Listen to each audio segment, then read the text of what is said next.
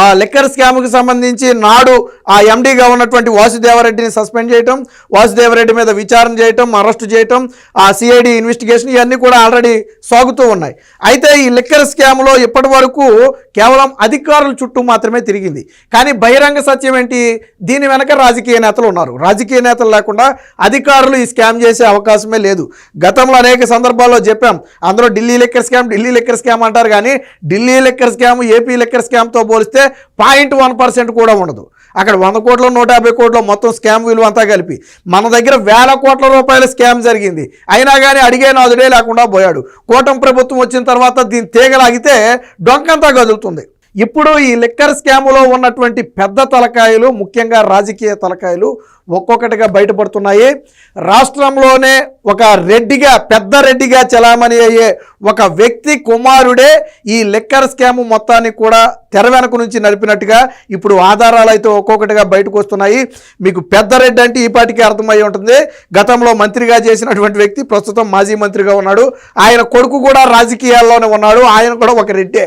So ఆయన కొడుకే ఈ మొత్తాన్ని కూడా చక్రం తిప్పింది. దరిద్రం ఏంటంటే ఐటీ సలహాదారుడిగా కొంతమందిని నియమించుకుని వాళ్ళని ఈ లిక్కర్ స్కామ్కు వాడుకున్నారు. ఐటీ సలహాదారుడు అంటే దేనికి?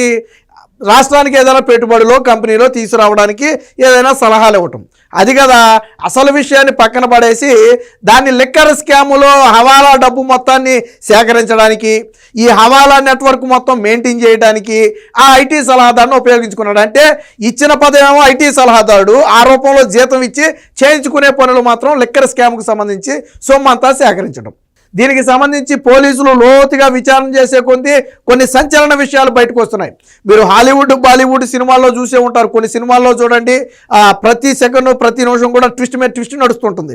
ఫర్ ఎగ్జాంపుల్, ఏదో ఒక కార్ ఎక్కువ, నువ్వు దిగు, నీ ఫోన్ అక్కడ పడేసి ఆ ఫోన్ తీసుకో, అక్కడ బండి ఎక్కువ, అక్కడ రెడ్ కలర్ అది ఉంటుంది, అదే అని చెప్పి, అంటే ఒక వ్యక్తి దొరకకుండా ఉండటం కోసం ఆ వ్యక్తిని ఎవరు ట్రాక్ చేయకుండా, వాళ్ళు ఉండే అడ్డా తెలుసుకోకుండా మార్చి ఆ వ్యక్తిని తీసుకెళ్తారు. సో ఇది సినిమాల్లో చూసాం, బట్ అది రియల్ జీవితంలో కూడా జరిగింది. ఎక్కడ జరిగిందంటే లిక్కర్ స్కామ్లో జరిగింది. అంతకు మించిన ట్విస్ట్, మొత్తం ఈ లిక్కర్ స్కామ్లో 7 స్టేజ్లు ఉన్నాయి. ఈ ఫైనల్ స్టేజ్ అనేది తాడేపల్లికి చేరినటువంటి సొమ్ము.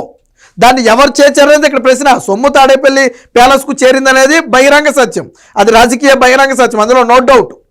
అయితే ఎవరు చేర్చారు అనేది ఇక్కడ $1000 ప్రశ్న. దానికి సంబంధించే ఇప్పుడు ఒక్కొక్కటి బయటకు వస్తున్నాయి. ఆ చేర్చిన వ్యక్తే పెద్దరెడ్డి కుమారుడు. డైరెక్ట్గా చేర్చాడా అంటే లేదు, మధ్యలో ఈ 7 వరుసల నెట్వర్క్ ఏర్పాటు చేసుకుని 7 స్టెప్పులు పెట్టుకుని ఆ సొమ్ము మొత్తాన్ని కూడా ఒక చోటకి చేర్చి అక్కడి నుంచి మళ్ళీ దాన్ని డైరెక్ట్గా సొమ్ము రూపంలో కాకుండా మార్చి వివిధ రూపాల్లోకి మార్చి, బంగారమో లేకపోతే ఇంకోటో వజ్రాలో ఇంకోటో మార్చి దాన్ని తాడేపల్లికి చేర్చడం జరిగింది.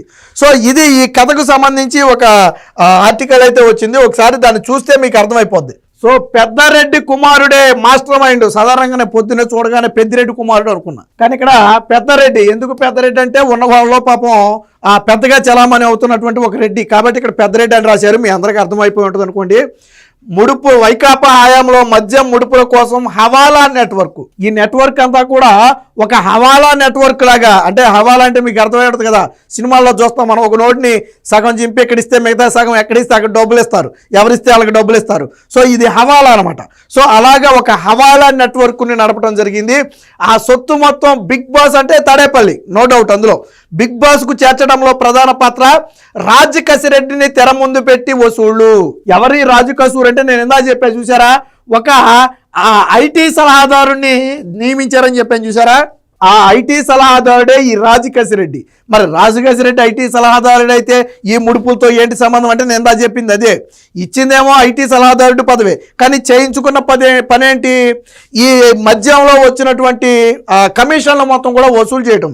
దాదాపుగా ఇలాగా ఒక్కొక్క కేసుకి 150 నుంచి 450 రూపాయలు, ఆ కేసు బ్రాండ్ని బట్టి దాని క్వాంటిటీని బట్టి రేట్ అనేది మారుతూ ఉంటుంది. అలా ఒక్కొక్క కేసుకి 150 నుంచి 450 రూపాయలు వసూలు చేశారు. ఇలా మొత్తంగా కొల్లగొట్టిన డబ్బు ఎంతో తెలుసా? అక్షరాల 3000 కోట్ల రూపాయలు. 4 ఏళ్ల 2 నెలల కాలంలో, అంటే ఈ స్కామ్ మొదలై 4 ఏళ్ళు 2 నెలల కాలం నడిచింది. అంటే 5 ఏళ్ళు నడవలో, 10 నెలలు తక్కువే నడిచిన కాలంలో మొత్తంగా వీళ్ళు కొలగొట్టిన సొమ్ము సుమారుగా 3000 కోట్లు. ఇక్కడ కేసు అంటే మనకు తెలుసు కదా, బీర్ కేసు, మద్యం కేసులు ఉంటాయి కదా, ఆ కేసుకు 6-8 సీసాలు ఉంటాయి. సో ఆ కేసు ఏంటనమాట, ఇలాగ కొలగొట్టారు. దీన్ని ఎలా కొలగొట్టారు? 7 అంచెల్లో కొలగొట్టారు. అంటే సొమ్ము డైరెక్ట్గా ఈ మద్యం కంపెనీ నుంచి డైరెక్ట్గా తాడేపల్లి వెళ్ళిపోదు. దీని వెనక ఒక పెద్ద స్టోరీనే నడుస్తుంది. ఇదిగో ఎలా నడుస్తుందంటే, ఇదిగో మొత్తం 7 అంచెల సొమ్ము. ఫస్ట్ ఏం చేస్తారంటే, మద్యం సరఫరా ఆర్డర్లు దక్కించుకున్న సంస్థల నుంచి ముడుపులు వసూలు చేయడం కోసం 7 అంచెల వ్యవస్థను నిర్మించారు. అందులో మొదటి అంచె ఏంటంటే, ముడుపుల చెల్లింపు వ్యవహారాలు చూసేందుకు ప్రతి మద్యం సరఫరా కంపెనీ డిస్టిలరీ సంస్థ నుంచి ఒకరిని ప్రతినిధిగా నియమించుకుంటారు. అంటే ఫర్ ఎగ్జాంపుల్ ఏ అనే ఒక బ్రాండ్ ఉంది, మద్యం బ్రాండు, వాళ్ళ డబ్బులన్నీ కూడా ఆ వ్యక్తికి చేర్చడం కోసం ఏ బ్రాండ్ తరపున ఒక మనిషిని పెడతారు. సో అది ఫస్ట్ స్టెప్. సెకండ్ స్టెప్ వచ్చేటప్పటికి ఏంటి, ప్రతినిధి ఏం చేస్తాడు, తనకు బాగా నమ్మకమైన 2-3 క్యాష్ హ్యాండ్లర్లుగా పెట్టుకుంటాడు. ఈడేం చేస్తాడు, ఈడు డైరెక్ట్గా ఇన్వాల్వ్ అవ్వకుండా ఈడో 3-4 మనుషులు పెట్టుకుంటాడు. అంటే ఏ అనే సంస్థ ఒక వ్యక్తిని పెట్టింది ప్రతినిధిగా, ఆ ప్రతినిధి ఇంకో 3 నియమించుకున్నాడు. సో అంటే చూడండి వ్యవస్థ ఎలా కిందకి పాకిందో చెట్టులాగా. క్యాష్ హ్యాండ్లర్లుగా పెట్టుకున్నారు. సో వీళ్ళు ఏం చేస్తారు, ముడుపుల సొత్తు వారికి ఇచ్చేవారు. అంటే ఏ బ్రాండ్ దగ్గర తీసుకుని ఈ ప్రతినిధి ఏం చేస్తాడంటే క్యాష్ హ్యాండ్లర్లకు ఇస్తాడు. అంటే వాళ్ళ చేతిలో బ్యాగులు పెడతాడు.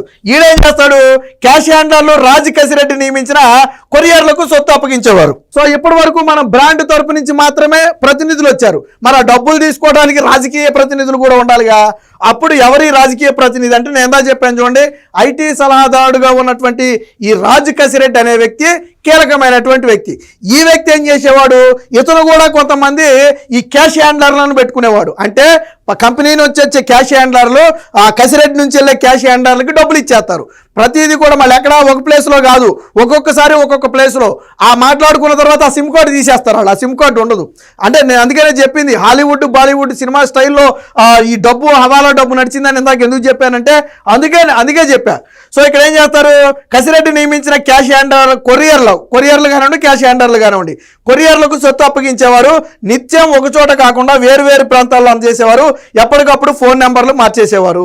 ఇకపోతే 4th అంచుకు వచ్చేటప్పటికి ఏంటి, క్యాష్ కొరియర్లు సొత్తు అంతా కూడా చేర్చేందుకు ఒక కీలకమైనటువంటి ఆర్గనైజర్. అంటే ఇందులో ఈ రాజు కసిరెడ్డి డైరెక్ట్గా ఇన్వాల్వ్ అవ్వకుండా వీళ్ళ మొత్తం వీళ్ళ కొరియర్ల దగ్గర నుంచి అంటే అన్ని కంపెనీల నుంచి వచ్చినటువంటి డబ్బు వీళ్ళు తీసుకొస్తారు కదా కొరియర్లు, వాళ్ళందరూ తీసుకొచ్చి ఒక వ్యక్తికి అప్పచెప్పాలి.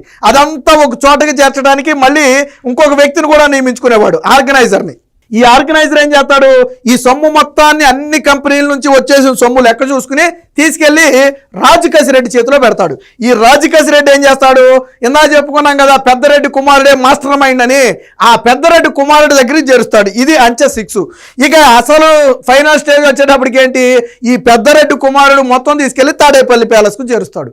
అంటే ఇక్కడ మనం చెప్పుకున్నాం బిగ్ బాస్ అన్నాం కదా, ఆ బిగ్ బాస్కు చేరుస్తాడు. చూడండి సినిమా స్టైల్ని పోలిన స్కాము ఎలా జరిగిందంటే, అంటే డైరెక్ట్గా కంపెనీ ఎవరికి సొమ్ము ఇవ్వాలా, అలాగని రాజకీయ నేతలు ఎవరి దగ్గర నుంచి డైరెక్ట్గా తీసుకోవాలా. దీని మధ్యలో ఒక వ్యవస్థ నడిచింది.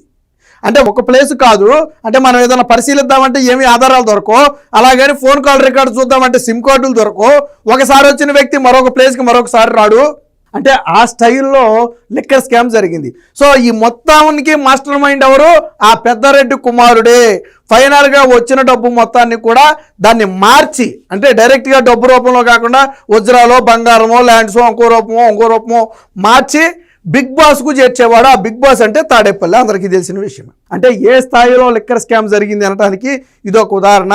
ఇప్పుడు మనం మాట్లాడుకున్నది కేవలం కమిషన్ల రూపంలో వచ్చింది మాత్రమే. అంటే ఒక బ్రాండ్ని ప్రభుత్వ మద్యం షాపులో పెట్టి అమ్మాలంటే నువ్వు ఇచ్చే లంచం చూసావా, మన భాషలో ఆ లంచమే 3,000 కోట్లు.